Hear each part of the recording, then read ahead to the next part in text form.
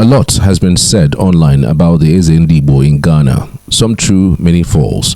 But during a recent visit by Verydarkman, popularly known as VDM, the cultural leader of the Igbo community in Ghana finally set the record straight. First, he addressed the biggest misconception. The title Eze Ndígbo does not mean king in Ghana. Instead, it is purely cultural leadership position created to help Igbos in the diaspora stay united, preserve their traditions, and protect their cultural identity. He revealed that the institution of Eze Ndígbo in Ghana is not new at all. It has existed for more than 30 years. He is not the first to occupy the position. According to him, his only crime was winning the elections in 2013, a victory that did not sit well with some individuals who have since felt negative stories about him. In his words, our Ghanaian host understands this very well, and that is why we are living here peacefully. The world and the purpose of Eze Ndígbo is for we to preserve our culture, is for we to teach our culture and our tradition to our people, is for we to celebrate our festivals, is for we to bring peace among ourselves, is for we to help ourselves in our businesses to support each other, is for we to make sure there's love among us, and also teach our people the rules and regulations of the countries where we find ourselves, or the state outside the land where we find ourselves. Now, with all these package and many more, these are the purpose of Eze Ndígbo in diaspora. It's not for political, it's not for a challenge of the host nation or a host state. It is not for the challenge of kings and queens of that land. It's not for challenge of anything, but it is for our own people. Remember, we are 100% it covers Igbos. And most of us are not properly educated because our nature of business.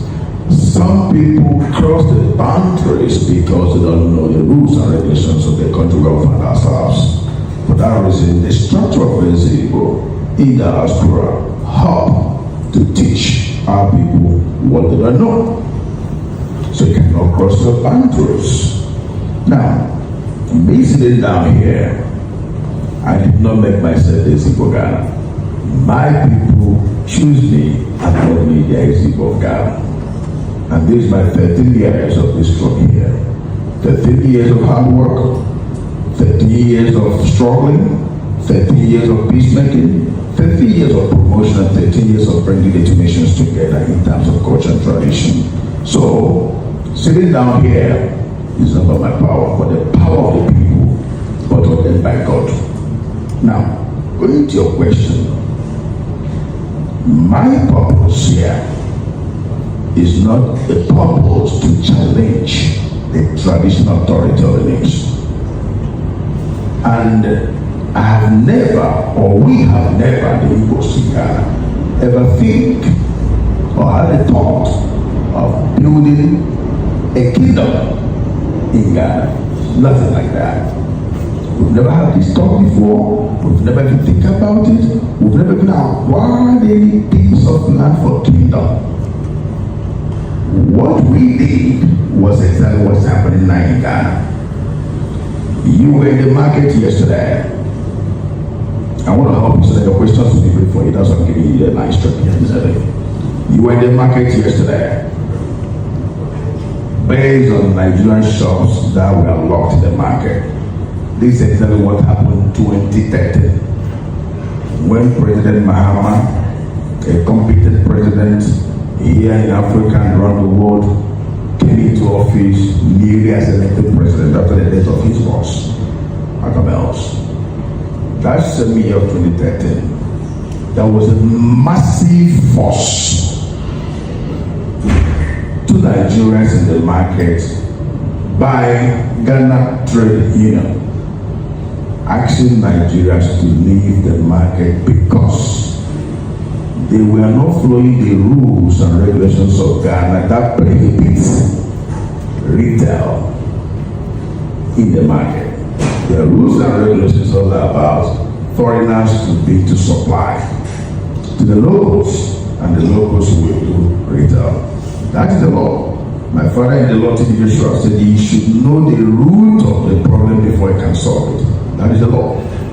And when you prohibit any law, or when you did not follow up any law, the law will hold you. Now, that is the law. But we see ourselves that we are West Africans. West African treaty govern and governs every one of us. So believe free goods, free whatever, blah, blah, blah, blah, blah. Border crossing and all that. We see it as an opportunity for we also to go into retail trade. Most of us that started coming here early 30, 40, 20 years ago, we are massively in supply. But I will tell you one thing. Many times, some of those who are supplying, when you supply them, getting your money become a problem. When you supply to the Ghanaians? Some of them, we can say Ghanaians. I don't like the issue that you like with a plural. Some of them, when you supply them, they don't pay. Sometimes you don't pay. You become frustrated.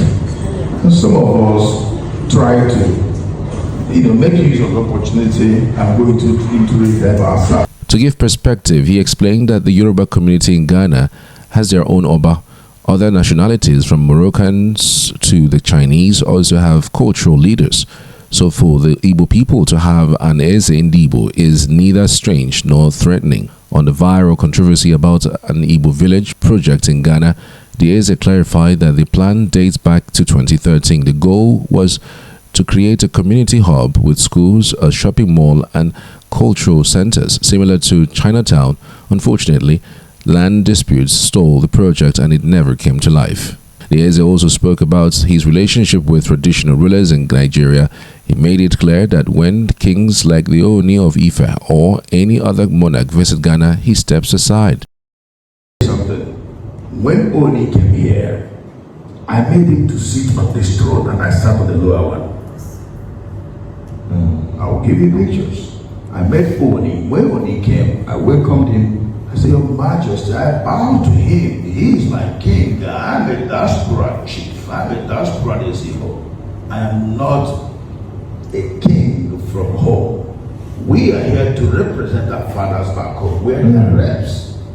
When our kings come from home, we are the ones that have to make them feel comfortable and feel good. Knowing that yes, we have sons and daughters over there, that to be able to welcome me traditionally and make sure I am comfortable. Wow. We are the ambassadors of our kings back home. Whether you like it or not, that's what we are, who we are. When he came, I made him to sit here. He sat here and I sat here. Wow. And His Majesty was so happy. It was also interesting to know that Eze Ndígbo, who is the chairman of the Connecting Council of all the kings in Nigeria, every year he comes for the Oya Festival in Ghana. Wow. He's the connecting chairman of all the kings in Nigeria. And anytime he comes, I exhort him. Wow.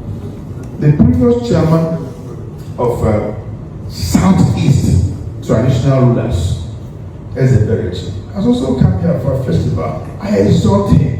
When they come, I bow. I remove my cap for them. Because they are fathers, we are here to represent them. When we go home, we also submit to the authority, remove our cap for them. We are their sons and daughters that are representing them over there. Just like. Perhaps the most pressing issue he touched on was the closure of Igbo shops in Ghana. He explained that the problem stems from Ghana's trade laws, which forbid foreigners from engaging in retail trading. Many Igbo traders were forced into retail because wholesale buyers often refused to pay after receiving goods.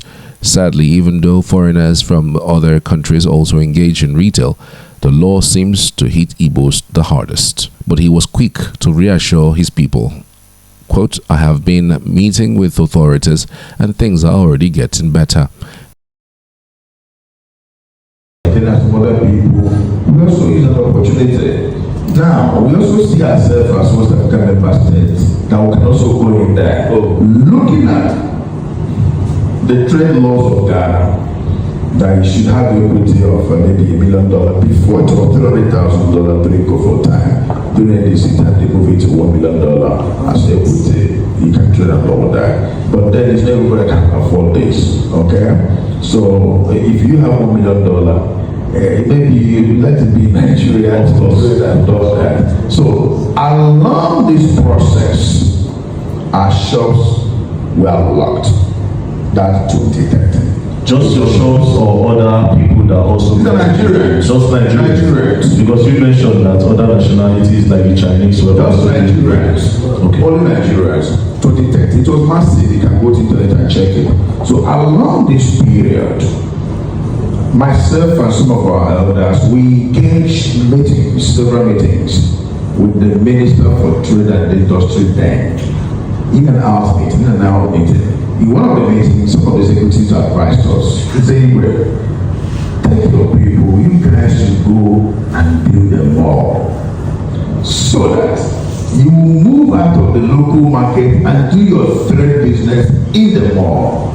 He made a reference of a Crown Mall. Foreigners are there retailing because it's a mall. Because the trade law is talking about local market. But it did not prohibit you not to be in a mall. Then we sat down, what do we do? Then that is how we started thinking, which area can we acquire land for more? Then that is how we thought about Aflawo Road. That's the road we come from. The Kowas Road, that's the road you can go home from Ghana to Aflawo. That's no go beyond all that. We think about that way. And there is this village called Oningo. From our NGO far back 2007, 2008, we built a school for that village. The king is a friend to us. So we went to him to tell him our vision. Your Majesty, we want to get a land for Igbo Mall. And they have been telling us to come and buy land for development and all that. Now opportunity has come. The last we were there is 2007, 2008, after we finished the school. Now 2013, many years ago after that. Then conversation gives birth to ideas. We're discussing about the land for which to purchase land for mall. And that discussion, what ran into our mind is if we build mall along this road, the distance of the town is too much. Finally, he cleared the air about his residence, which many refer to as his palace. According to him, it is simply his personal home, built long before he became Eze Ndígbo. He ended on a powerful note. His mission is simple: to unite Igbos in Ghana, preserve their culture, and strengthen peaceful coexistence with their Ghanaian hosts. So while social media may paint him as a self-styled king, the Eze Ndígbo insists his true role is cultural, not political, leadership rooted in heritage, unity, and survival of Igbo identity abroad. One, I'm not doing too much. Two, everything here is in the market. You can beautify your home more than this. There are thousands of men and women there have more beautiful chairs than the chairs you are seeing here today. It's all about taste. It's all about vision. It's all about how you want to beautify either your palace, your home. Even some people, their bathroom is more even beautiful than what you are saying here. It's all about taste. I can decide not to put such chairs here and put ordinary whatever chairs. It all depends how I want to exalt the opportunity given to me to run. We live in a world where when you make yourself comfortable, you feel okay. You make people that are around you comfortable, you feel okay. So as you say that some Ghanaians are saying, in this world, everybody will not like you. Very true. As you are here, I believe that your enemies might be bigger than those that love you. Very true. All those that love you are bigger than your enemies, but it's not everybody that love you. A moment. Okay, sir. Some people might not even be happy the way you dress. Very true. Some will be envious of you. Some will be hailing you. All my elders are hailing you here. But maybe people out there might not like who you are. So as long as these ethnic things are concerned here, it's not everybody will be happy for it. But those that have a positive mind, those that love good things, those that love you will also love it. Some people will look at it and they want to do exactly what you do. That is why there are some people who call them mentor from afar. People mentor people from afar. Very true. Some people will look at it and say, I want my home to be like this. The same way I see this in some people.